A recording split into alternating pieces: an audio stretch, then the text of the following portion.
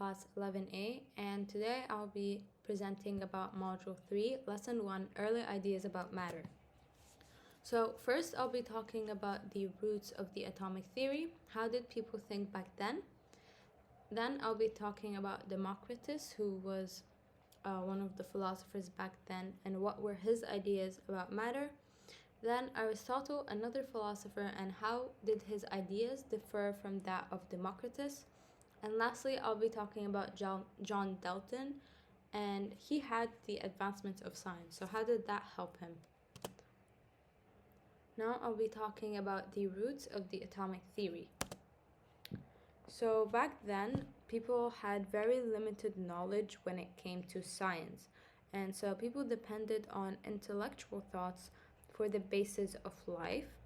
Philosophers, they considered many mysteries of life, and as they questioned the nature of matter, they all agreed that matter was composed of four things: earth, water, air, and fire, and that it was endlessly divisible. They also formed explanation based on their own life experiences rather than by scientific research and methods.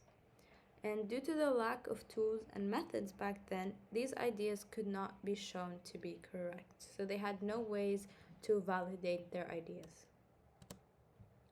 Now I'll be talking about Democritus.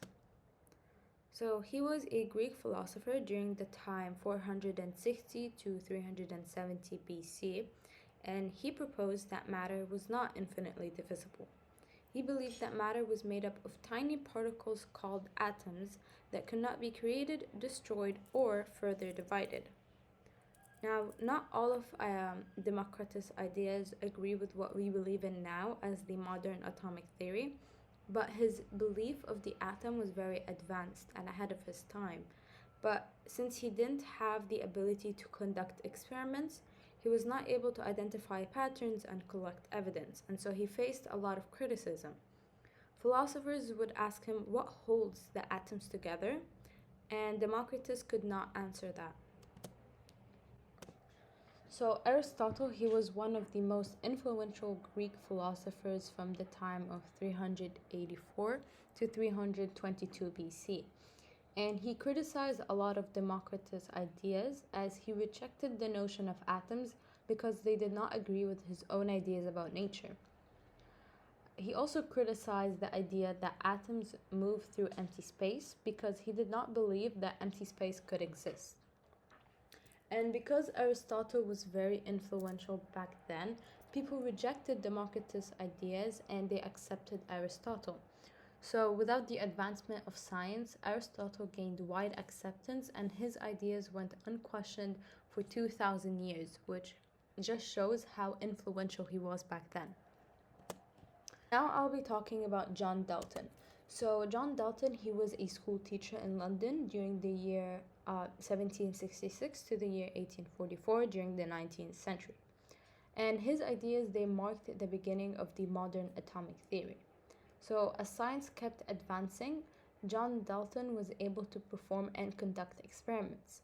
So his ideas, they were backed up by research. John Dalton, he revisited Democritus' ideas and found that they had similar, not necessarily the same, but close ideas. John Dalton, he formed the Dalton's atomic theory by observing chemical reactions and determining their mass ratios. And his theory also supports the law of conservation of mass, which I'll be going more into in the next slide. Now, even though Dalton's ideas were accepted, as new scientific knowledge was revealed, people revised and improved his theory, and they found that he was wrong about the fact that atoms were indivisible.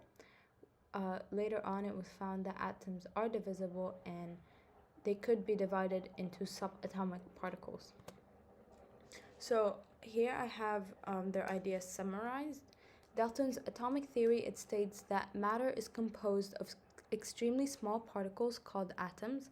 Atoms are indivisible and indestructible, which, as I said, this was proven wrong as we found that atoms, they are divisible and could be divided into subatomic particles.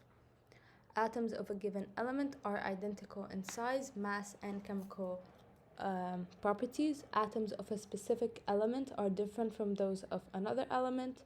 Different atoms combine in simple whole number ratios to form compounds, and in a chemical reaction, atoms are separated, combined, or rearranged.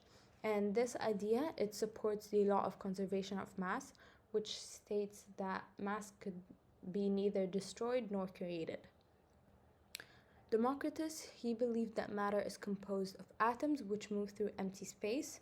He believed that atoms are solid, homogeneous, indestructible, and indivisible.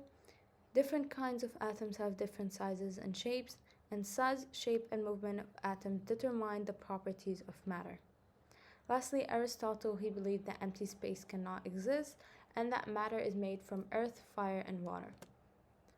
Now, the modern atomic theory, we now accept that an atom is divisible and it could be divided into subatomic particles. There are neutrons and protons found in the nucleus of the atom. The protons are positively charged, the neutrons are neutrally charged, and the electrons which circle around the nucleus are negatively charged. So, why is this topic important? By learning past scientific ideas, we understand how our understanding of matter changed over time and how it allowed us to develop new ideas that are more accurate, and this way we can improve the quality of life. Now for questions. First question, how does Dalton's atomic theory and the law of conservation of mass relate? Dalton's atomic theory states that in chemical reactions, atoms are separated, rearranged, or combined. And in the law of conservation of mass, it states that mass cannot be created or destroyed. What were some of Democritus' ideas of matter? He believed that matter was made up of tiny particles called atoms that are indivisible and indestructible. And lastly, how did Aristotle's ideas differ? Aristotle, he rejected the idea of atoms as he did not believe that empty space could exist. That is all. Thank you for listening.